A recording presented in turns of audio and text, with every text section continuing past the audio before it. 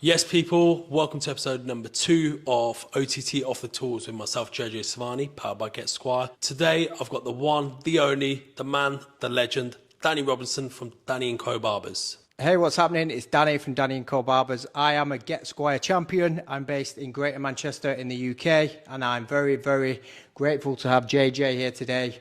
And we're going to be doing an interview about Squire. Squire, barbering, business. Basically, people are going to get to know the real Danny. Yeah, cool. You know, so I don't know, is that the Danny we see on Instagram? Is it the different sort of Danny? You know, I just want people to know exactly who you are, what you do. So let's start off. How did you get into this? What made you get into barbering? I left school and went to performing arts school in Manchester. From there, very quickly got picked up by an agent and went into TV acting. I did many TV productions, Shameless, Spooks, and then the work came thick and fast. Did films, film with James McAvoy, who's obviously did all the X-Men films. Yep. Met some amazing people, and then very quickly the work dried up. So I needed a fallback job. So the fallback job came in the form of barbering.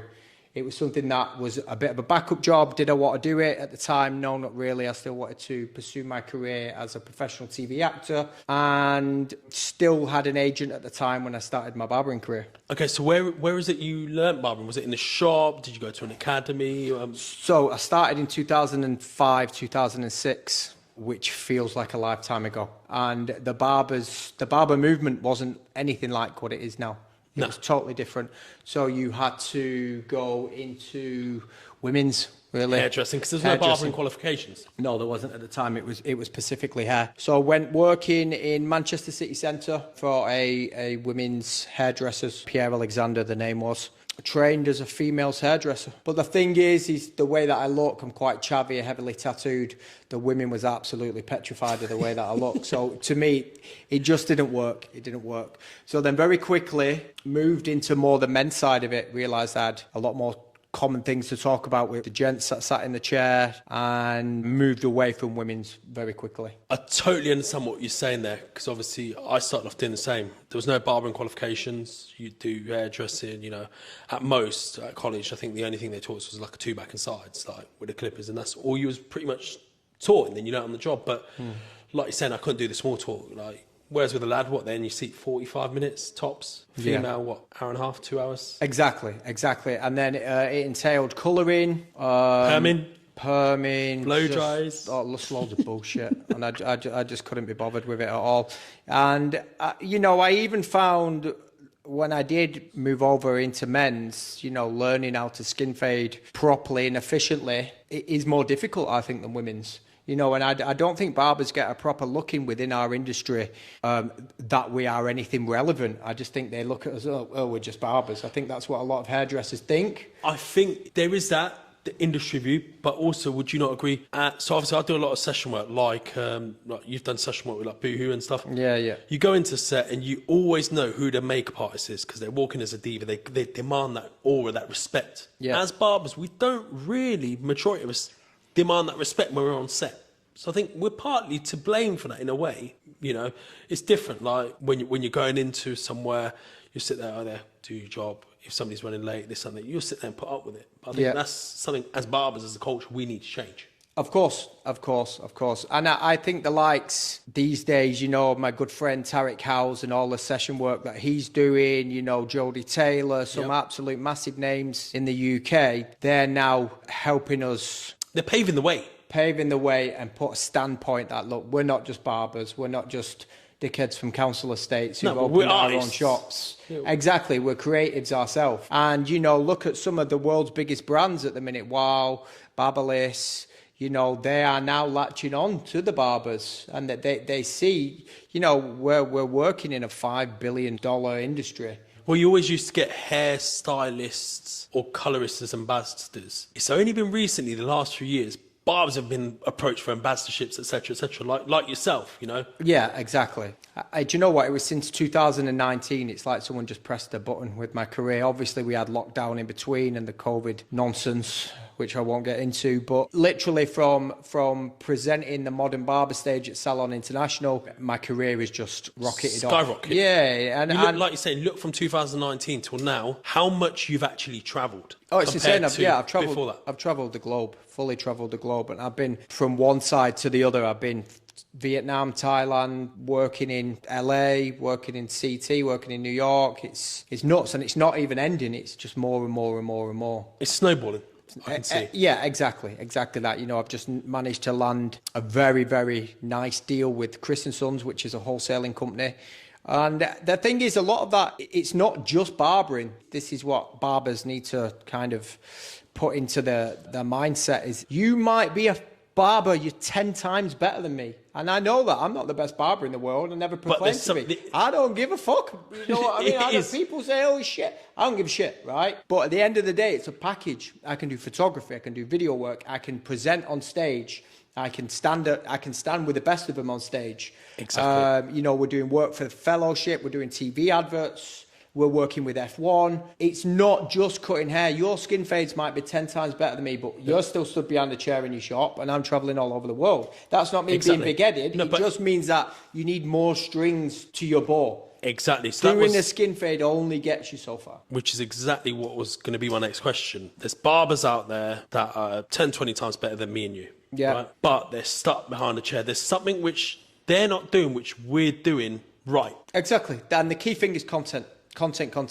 I saw in lockdown, you was given grants by the government. I saw helmets left, right and centre, buying Rolexes, buying new cars, going on extravagant holidays, you know, getting bounce back loans, which they're now having to pay off monthly, and they blitzed all the money. So what did you put? I invested all mine in videography equipment, a full lot of it. And I know that for a fact because you were filming some content earlier this morning before I came to see you. Yep. Was filming some content for a very well-known clipper brand and one of the strongest barbers, I would say, in the world, Alan Beak. Yeah. Was filming some content for him. And, you know, I don't work for the clipper company. It's just freelance work. It's freelance work, exactly. Freelance work. So I'm sitting upstairs in Ruger with a friend of mine, and I was like, I've known of Danny. However, Danny came to my radar on the 19th of March, 2019. And I know this for a fact, the first time I ever messaged you, because I've scrolled up on my Instagram. You came across my eyes because you started a short series on Instagram on creating content through lockdown. Yeah. For Modern Barber. Yep. You did episode 1. I messaged you straight away. Mate, amazing. What advice would you give? What other tutorials have you got coming up, etc., etc.? So I could see straight then, like, you was active, you was on point straight away.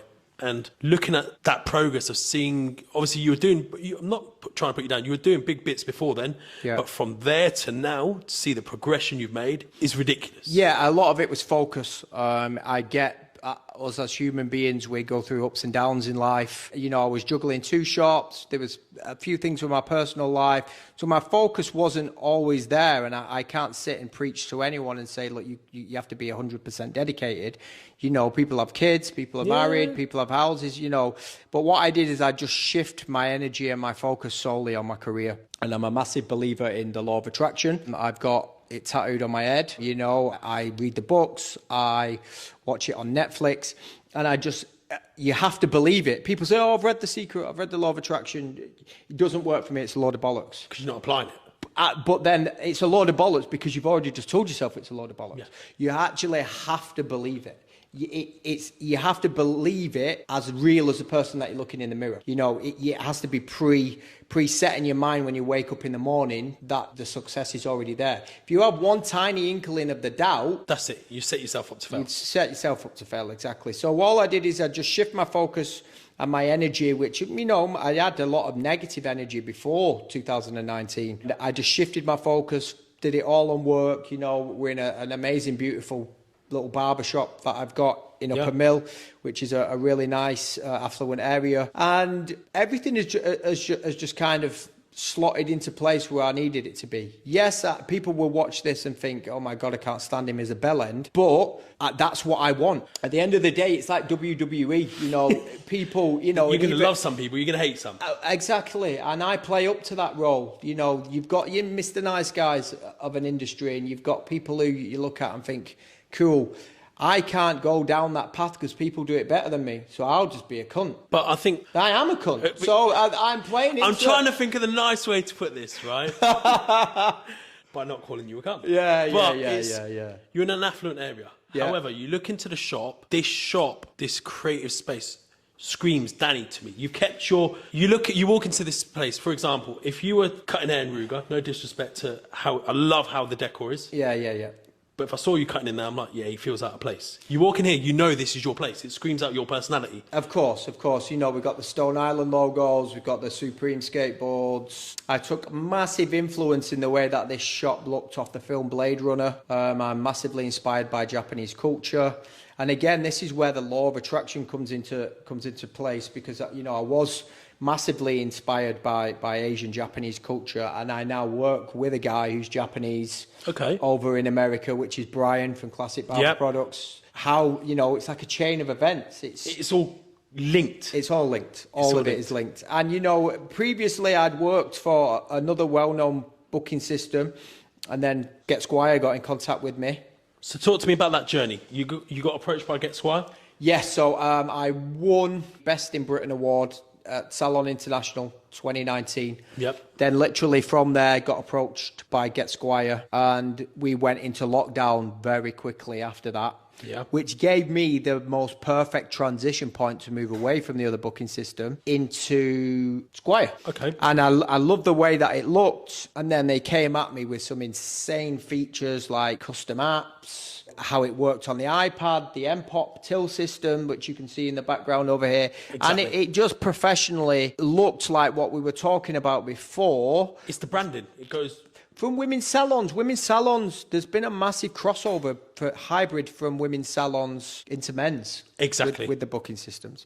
And you would not go to a women's salon and they had a notepad and a box that they opened to put money in. And if you did, stop going to that salon. You know what I mean? They're running it like an idiot. And you come here or other shops that are with Squire and there is a till system. Till system, it's the efficiency for clients. Digitally send you a text message of a receipt, email, you can prepay, you can Apple Pay, you can Google Pay. You're giving people a convenience. One of the questions, I don't know if you ever get asked this, I actually don't, funny enough, the booking fee. What's your view on that? Oh God, the booking fee, the booking fee, the dreaded £1 booking fee. The dreaded £1 booking fee. To me, my clients have never had an issue with the booking fee whatsoever.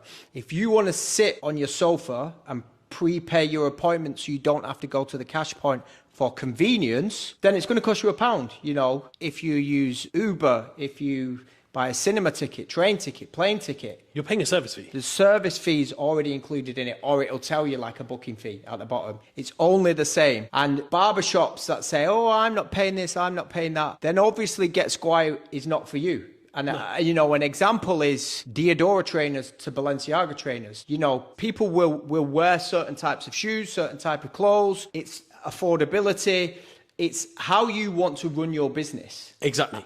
And you know, if it costs X amount to use Get Squire a month. But what's the return going to be?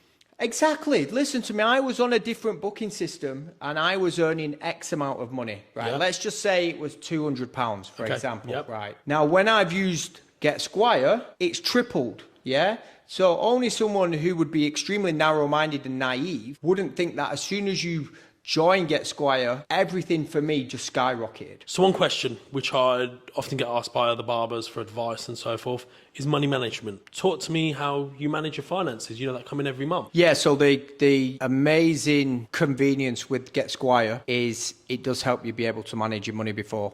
A lot of barber shops previously in the past have run their shops on a cash basis. where they're obviously having to go to the bank and deposit money and stuff like that. The convenience of Get Squire and obviously card payments, the prepay, is it hits your account within 2 business days. You know what's coming in. You know what's coming in. You can see it in front of you. It's nice. You have like a bit of a competition with yourself to be able to save some money. You can see it fluently coming in every single day. So the money management side of things, it works because there's money in your accounts. If you have direct debits or your rent due out or car payments or your car insurance, you don't have to worry that if you've got a back-to-back busy day and you need to get to the bank pretty quickly, you're not then relying on you having to leave work on your dinner and go and take the cash to the bank. And what have the UK done? Closed more or less every bank in the UK.